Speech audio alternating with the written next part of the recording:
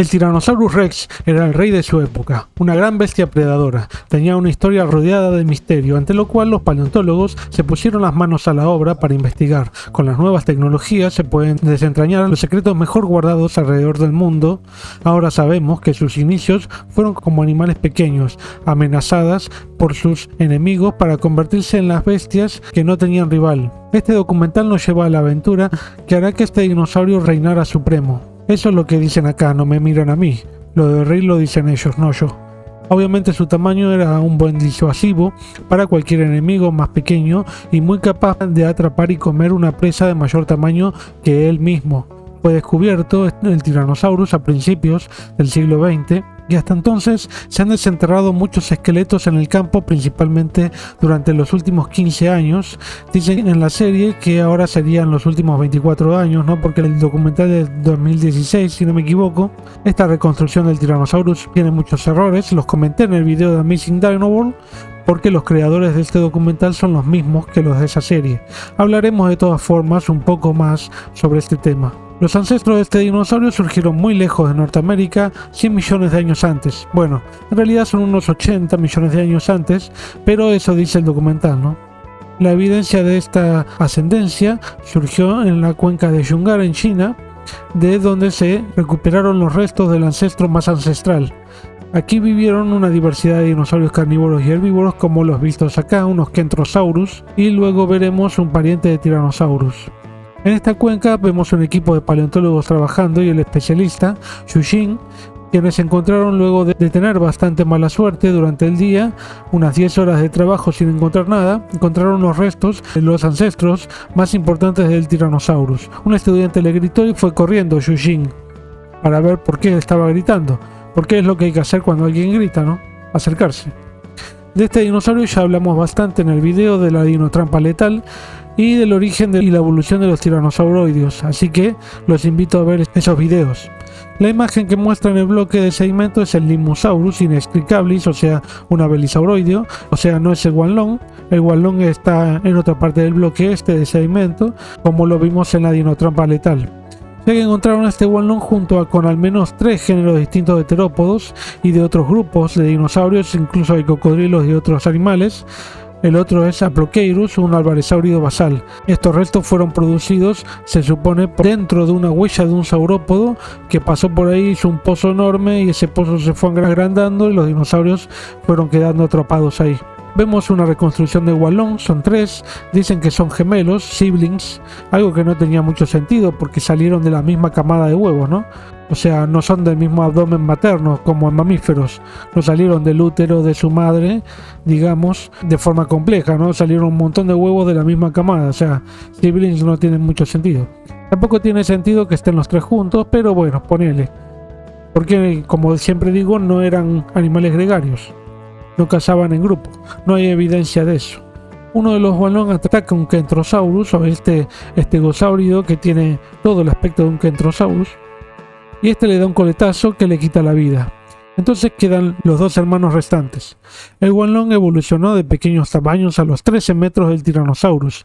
Pero ¿cómo fue esto posible? Los análisis de los parientes más cercanos, resuelto en un análisis filogenético bien resuelto, valga la redundancia, porque se ven bien todas las ramificaciones, no hay politomías ni son parafiléticos, eso quiere decir que está bien resuelto. Indica la ascendencia del Tyrannosaurus. Este tipo de análisis lleva años de estudio en laboratorio y de extracción de los restos en el campo, además de la observación de los parientes más cercanos al Tyrannosaurus en museos y en grupos cercanos, hermanos al Tyrannosaurus, para ver un poco los rasgos de un terópodo que no sea directamente Tyrannosaurus, ¿no?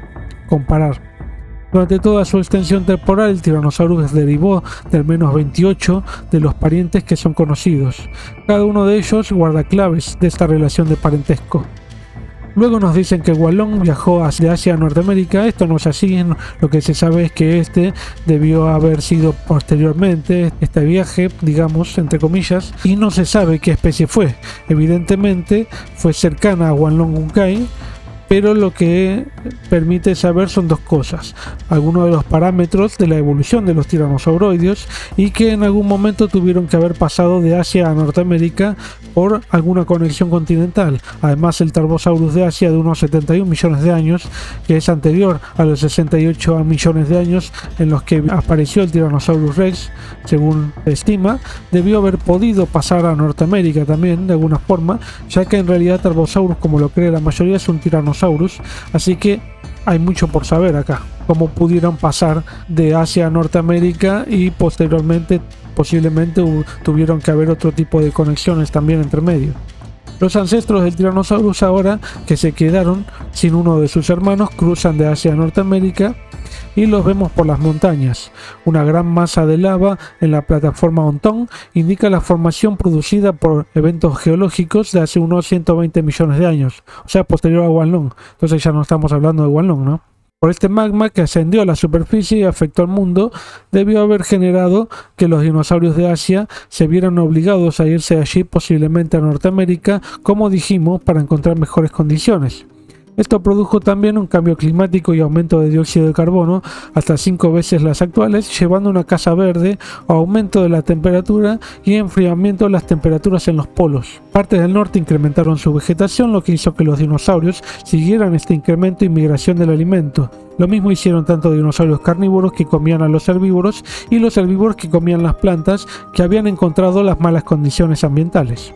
Los Wanlong hermanos ahora, y como dije, no tienen que ser Wanlong, sino bueno, un pariente muy cercano al Tyrannosaurus que pasó de Asia a Norteamérica, llegaron al este de Norteamérica. Apareció un paso terrestre en ese momento entre Asia y Norteamérica, no sé por qué lo dicen de vuelta, pero evidentemente la costa este era de Eurasia del Cretácico. Pero en Norteamérica los ancestros del Tyrannosaurus encontraron otros carnívoros más grandes que amenazaban su existencia, ya que el grupo de los elurosaurios al que pertenece Tyrannosaurus tenía una historia de tener menores tamaños corporales como el propio Wanlong, ¿no? Y Wanlong y sus parientes más cercanos eran comúnmente de tamaño relativamente reducido, tal vez 3 metros máximo. Lindsay Sano investigó en el campo por parientes del Tyrannosaurus e hicieron un descubrimiento significativo, como lo explica el propio Peter Makovicky, un experto en este grupo también. Este dinosaurio carnívoro, no Peter Makovicky, nuevo fue Seattle, y que vemos en esta parte del documental. No es un tiranosauroideo, era un alosauroideo de unos 10 metros de largo máximo. Cerca de Seattle, Lindsay Sano encontró los restos de pequeños tiranosaurios de tamaño de un caballo mediano, tal vez al mismo tiempo que Seattle vivieron, al cual en la reconstrucción animada vemos que no le pueden ganar en la pelea. Le da un manotazo, a uno le quita un diente y lo derriba, y al otro le da una mordida y se lo quita de encima, y los dos terminan perdiendo la vida en ese momento, ¿no? Pero habrá una revancha, digamos. Esta competencia entre distintos terópodos revela una estructura de la cadena alimenticia en la cual Seattle estaba en el tope y por debajo el resto. Debajo del Seattle también estaban estos pequeños tiranosauroides.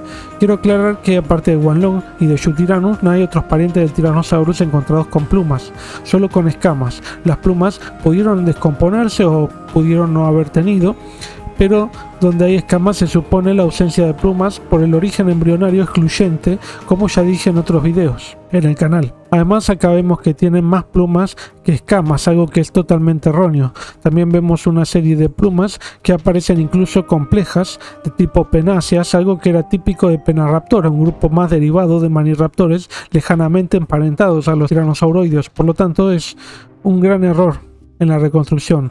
Un descubrimiento de Brusati en Asia reveló un pariente de unos 3 metros del Tyrannosaurus llamado Timurlengia, que mostró rasgos interesantes en el oído con un encéfalo grande que le habría permitido oír una gran variedad de sonidos. El ducto coclear estaba también considerablemente desarrollado. Este oído le permitió a la Timurlengia también oír a un rival o una presa con más facilidad. Lo que sigue es encontrar lo que hay entre Wanlong o Timurlengia y el Tyrannosaurus o Albertosaurus, que es un poco anterior al Tyrannosaurus, momento en el que no hay evidencia de eslabones intermedios de la evolución para determinar patrones evolutivos del grupo. Una nueva evidencia provino de la Aramidia, cuando Norteamérica estaba separada en 3 partes, una más grande al oeste llamada la Aramidia con extensas áreas montañosas. Por tanto, debido al aumento del nivel del mar, entonces ahí vivieron una gran variedad de dinosaurios aislados. separados entre sí en Norteamérica o en Asia también. Habían grandes mares internos.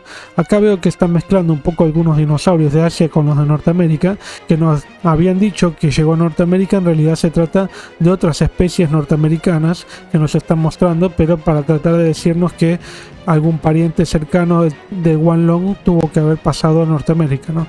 Pero creo que se entiende la idea, ¿no? De esta forma, a pesar de esta confusión. Los herbívoros, como los anquilosáuridos o los ceratópsidos, evolucionaron de ancestros también pequeños, como el Tyrannosaurus, debido a que vivieron en conjunto con los terópodos que crecían en tamaño. Entonces la presa trataba de evitar ser predada creciendo o armándose con escudos dérmicos de distinto tamaño. Esto se llama coevolución. Loewen, que en realidad me parece que es más bien un buen casting para la serie que están por hacer de Harry Potter para representar a Hagrid, habla sobre su hallazgo del Litronax, que llena parte del vacío de información entre los ancestros del Cretácico inferior y los del Cretácico superior terminal. Este Litronax tenía una gran capacidad de ver enfrente a su presa, con visión binocular, y de esta forma ser más eficiente para cazar a su presa. Esto es algo que se ve en el Tyrannosaurus también, por lo que ya en Litronax, con una buena cabeza, ya vemos un punto de transición entre los ancestros y el Tyrannosaurus para entender mejor estos patrones evolutivos. Para ver más de estos patrones evolutivos te invito de nuevo a ver videos del origen y la evolución del Tyrannosaurus, para ver también todos los huecos estos cómo se fueron llenando de vacío de conocimiento entre Cretácico inferior y Cretácico superior. Lawrence Whitmer estudia también el encéfalo de los dinosaurios, y en este caso el Tyrannosaurus. Reveló con sus tomografías craneales que tenía una buena capacidad olfatoria por su gran tamaño.